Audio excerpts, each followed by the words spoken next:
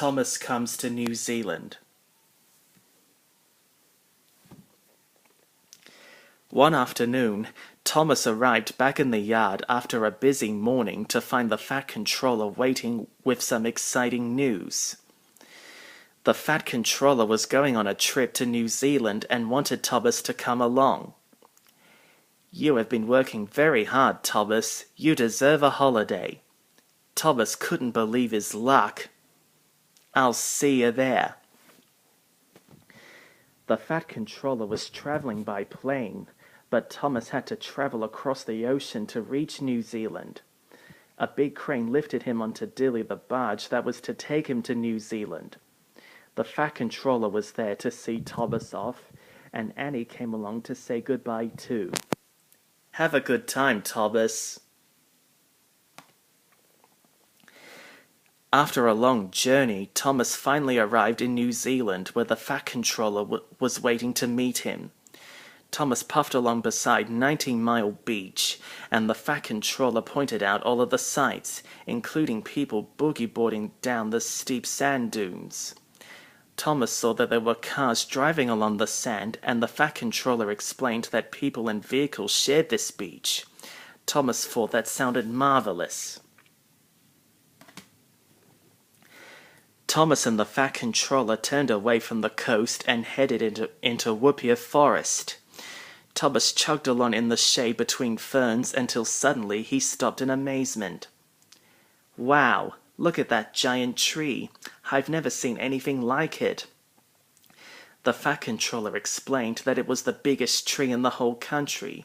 It is so important that it even had its own name, Tena Mahata, which means Lord of the Forest. Soon, Thomas and the Fat Controller arrived in the bustling city of Auckland. As they chuffed along the waterfront, the Fat Controller pointed out the Sky Tower, the tallest building in New Zealand. Thomas thought it looked a bit like a giant needle. Thomas was amazed to hear that people could travel right to the top of the tower and look out over the city. "I must look like a toy tank engine to all of the people up there," he thought. After leaving the city, Thomas and the Fat Controller set out for Rotorua. When they arrived, Thomas saw that Rotorua had many ferment pools. They were full of warm water that was letting off clouds of steam. Thomas felt right at home and let out a few big puffs of steam himself from his funnel. There were people swimming in the pools, which Thomas thought looked relaxing. But he was very surprised to see that people were also bathing in the bubbling pools of mud.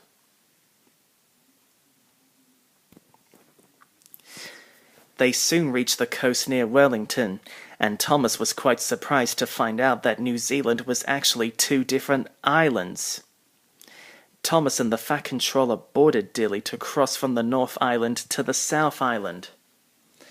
Thomas had a wonderful time looking out at the still blue waters of Marlborough Sounds.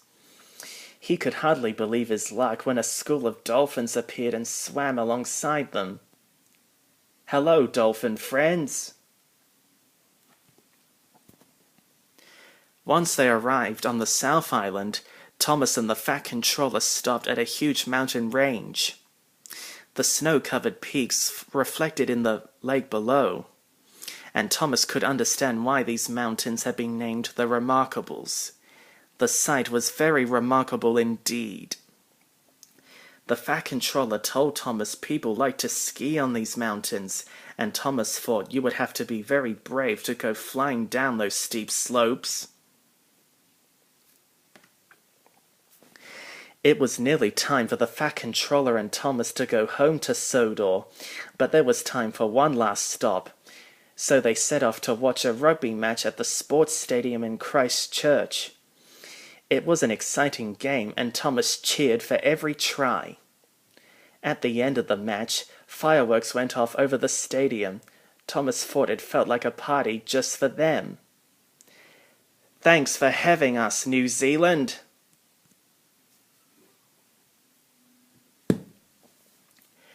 Well, that's it. I hope you'll enjoy this.